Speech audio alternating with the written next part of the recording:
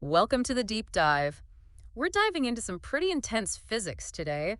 Your sources on quantum field theory in curved space-time. Oh, yeah, this is going to be fun. It's definitely a dense topic, but the implications are massive. Like, we're talking about black holes that maybe aren't so black, hmm empty space that could be full of surprises, the stuff that really keeps physicists up at night, Yeah, for sure. ready to have your minds bent a little. Always. So, quantum field theory, or QFT, it's like the rule book for how the universe works at the very smallest level. Right. It basically says that everything, even the seemingly empty bits, are actually filled with these invisible fields. Yeah. But here's the thing, it doesn't include gravity. Right. And we know gravity plays a huge role, especially around supermassive objects. Yeah, exactly. And that's where Einstein's theory of general relativity comes in, Hmm. which describes gravity as the warping of space-time. Okay. You can picture like a bowling ball on a trampoline. Yeah. That's your massive object, like a star or black hole. It distorts the fabric of space-time around it. Yeah. And that's what we experience as gravity. So we've got these quantum fields doing their thing in a mostly flat space-time, and then over here we've got these massive objects warping space-time like crazy. Yeah. It's like two separate movies. Right, and that's the problem. And that's where some of the most really mind-blowing physics comes in. How do these quantum fields, these fundamental building blocks of reality, behave when space-time itself is curved and distorted by gravity? That's what we're exploring with quantum field theory in curved space-time. Okay. And we're not trying to redefine gravity itself, but understand how these quantum players act on this warped stage. So it's not about changing the set, but seeing how the actors react to a very unusual stage setup. Exactly. And this new stage can lead to some very unexpected performances. Okay. One of the most famous examples is Hawking radiation. Okay. The idea that black holes, well, they aren't entirely black after all. Hold on, black holes evaporating? I thought they were the ultimate cosmic dead ends. That's what classical physics would tell us. Right. But when we bring in quantum mechanics, things get interesting. So imagine the intense gravity right at the edge of a black hole, Okay. the event horizon, that point of no return. It's so strong that it can actually rip apart pairs of virtual particles that constantly pop in and out of existence in the vacuum of space. Wait, so empty space isn't actually empty. There's stuff popping into existence all the time. You can think of it as this constant buzz of energy where particles and their antiparticle twins briefly materialize and then annihilate each other. Normally, this is just a fleeting balance dance. Okay. But near a black hole, one of these particles can get sucked in while the other escapes. That escaping particle is what we call Hawking radiation. Okay. It's like the black hole is slowly leaking energy. So you're telling me that black holes, those ultimate cosmic vacuum cleaners, they actually evaporate? That's a game changer. Does that mean they aren't these eternal objects we thought they were? Exactly. Hawking radiation implies that black holes have a lifespan. They slowly radiate away their energy. Right. And over incredibly long timescales, Yeah. they eventually evaporate completely. It changes our whole understanding of these objects. Wow, this is really challenging my understanding of black holes. So what other surprises does this curved space-time world have in store? Okay, we've been talking about black holes that aren't so black and empty space that might be full of surprises. Where do we go from here? Well, all of this leads us to a deeper mystery. The black hole information paradox. It's a problem that has puzzled physicists for decades and really gets to the heart of how we understand the universe. The information paradox, what is that? It starts with a fundamental principle of quantum mechanics. Information cannot be destroyed. It might change form or get scrambled, but it's always conserved. Think of it like tearing up a book. The information in the book still exists in the pieces, even though the book itself is gone. Okay, that makes sense. So how do black holes fit into all of this? Well, if you throw that book into a black hole, according to general relativity, it's gone, swallowed up completely, information and all. And this creates a conflict. Because quantum mechanics says the information must be conserved somewhere, while general relativity suggests it just vanishes into the black hole singularity. So we've got this head-to-head between quantum mechanics and general relativity, Yeah. disagreeing about what happens to information in a black hole. No wonder it's called a paradox. Right. So how do physicists even begin to approach this problem? There are a few really mind-bending possibilities. One is called the holographic principle, which suggests that all the information contained within a region of space can be encoded on its boundary, like a 3D movie projected from a 2D film. Wait, so you're saying that the entire universe with all its complexity could be like a giant hologram? It's a very profound idea.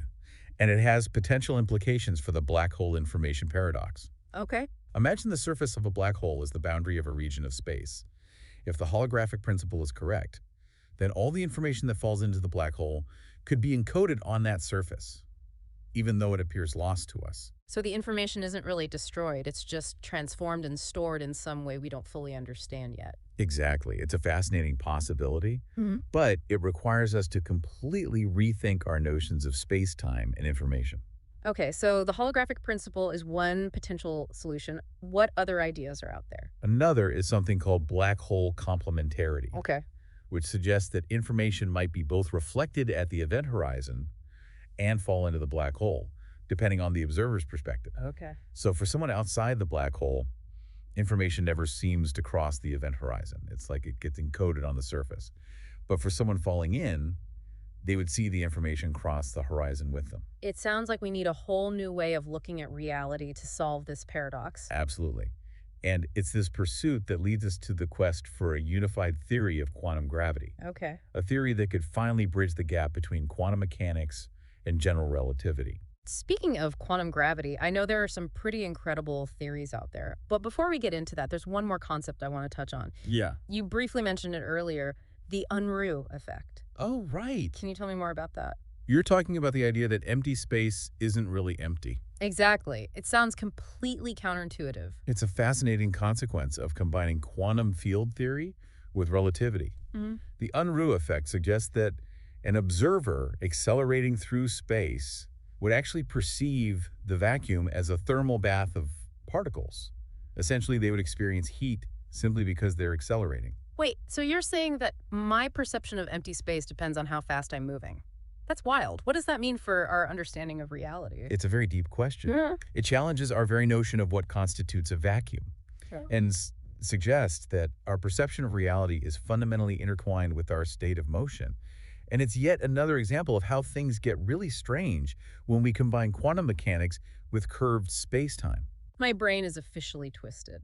Black holes evaporating, the vacuum buzzing with particles, information potentially encoded on surfaces. This is a lot to take in. It's definitely a lot. But that's the beauty of it. We're venturing into the unknown, pushing the boundaries of what we thought we knew about the universe. Absolutely. It makes you realize just how much we still have to learn.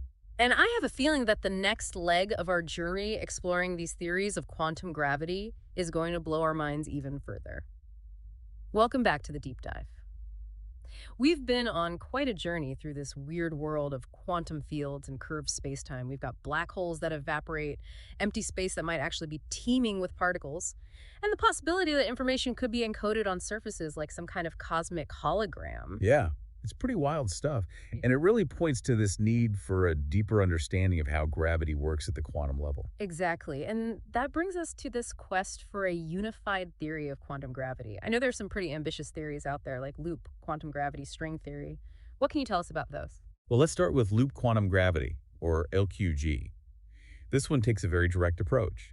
It tries to quantize space-time itself. Quantized space-time, what does that even mean? So in Einstein's general relativity, remember space-time is this smooth, continuous fabric that gets warped and curved by mass and energy. Yeah, like the bowling ball on a trampoline we talked about earlier. Right. Well, LQG says that if we could zoom in close enough, way down to the Planck scale, which is like the smallest possible scale in physics, space-time is no longer smooth and continuous. It's actually made up of these tiny interconnected loops. Loops, like little circles of space-time. Yeah, you can think of them as the fundamental building blocks of space-time. These loops are quantized, meaning they can only exist to these discrete sizes, kind of like the energy levels in an atom. And it's these interactions between the loops that create the large-scale structure of space-time that we experience. Okay, so instead of smooth curves, we get this network of interconnected loops, like some kind of cosmic chainmail. That's a great analogy. And what's exciting about LQG is that it suggests space-time has a granular, almost atomic structure at its most fundamental level. And that has some really big implications for how we understand the very nature of space and time. So LQG says that space-time is built from these tiny loops. What about string theory? How does that approach quantum gravity? String theory takes a totally different route. Instead of focusing on quantizing space-time itself, it starts with this idea that the fundamental building blocks of the universe Aren't these point-like particles, but tiny one-dimensional strings? Strings, like little vibrating strands of energy. Exactly.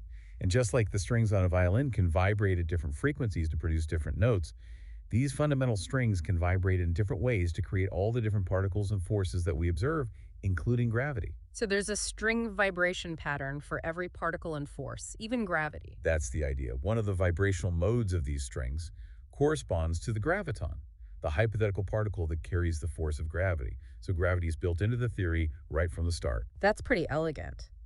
But I've also heard that string theory needs extra dimensions to work. Is that true? Yeah, that's one of the most mind-boggling aspects of string theory. To make the math consistent, most versions of string theory need 10 or 11 dimensions, way more than the 3 spatial dimensions and 1 time dimension that we experience. 10 or 11 dimensions. That's a lot of extra dimensions. Where are they hiding? That's the question that string theorists are still trying to figure out. One idea is that these extra dimensions are curled up or compactified at these incredibly tiny scales, so we don't see them directly. It's kind of like a garden hose. From a distance, it looks like a one-dimensional line, but if you look up close, you can see it actually has a second dimension curled up in a circle. So these extra dimensions are like tiny hidden dimensions wrapped up in the fabric of space-time. It's like reality has this whole secret substructure. Yeah, that's a good way to think about it. Yeah. And it's these extra dimensions that allow for this incredibly rich and diverse landscape of particles and forces that string theory predicts. Wow, both LQG and string theory are really pushing the boundaries of our understanding of the universe. Are there any other contenders in this quantum gravity race? There are a few other approaches being explored, but they haven't gained as much traction as OQG and string theory. For example, there's causal set theory, which says that spacetime is fundamentally discrete and built from a network of interconnected events. And there are also all sorts of modified theories of gravity that try to incorporate quantum effects without having to completely overhaul our current understanding of spacetime. It seems like this quest for a unified theory of quantum gravity is wide open. It's inspiring to see physicists tackling these really big questions head on. It definitely is. It's a real testament to human curiosity and our desire to understand the universe on the deepest level. Well, we've covered a lot of ground in this deep dive. We went from black holes and Hawking radiation to the strange nature of the vacuum and then these mind bending ideas behind quantum gravity. I feel like my brain has been stretched in all sorts of new directions. It's a journey that really challenges how we think about reality. It opens up all these amazing It possibilities. really does. And I think it leaves us with this sense of awe and wonder about the universe and all the mysteries that are still out there. Who knows what kind of breakthroughs we'll make as we explore the frontiers of physics? That's the beauty of science. Mm. It's this ongoing quest for knowledge and understanding, driven by curiosity and the pursuit of truth. Well, thank you for joining us on this deep dive into the strange and wonderful world of quantum fields in curved spacetime. And to our listeners, keep those questions coming, keep exploring, and keep looking up at the stars.